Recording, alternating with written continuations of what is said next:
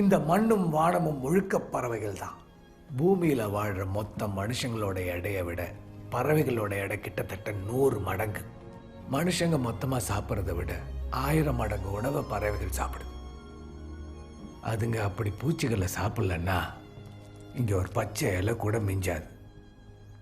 மனுஷனுக்கு உணவே கிடைக்காது. ஏன்னா பூச்சிகள் பறவைகளை விட 1000 மடங்கு அதிகம்.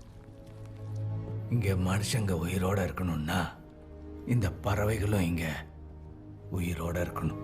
சார், வர வர வேடந்தாங்களுக்கு வர பறவைகளோட எண்ணிக்கை குறைஞ்சிட்டே வருதே, அது ஏன் சார்? முன்னெல்லாம் காலங்காத்தால சிட்டுக்குருவிங்க சத்தம் கேட்டு தான் சார் கண்ணே முழிப்போம். இப்பெல்லாம் சிட்டியில் சிட்டுக்குருவிங்களை பார்க்கவே முடியறதில்ல சார்.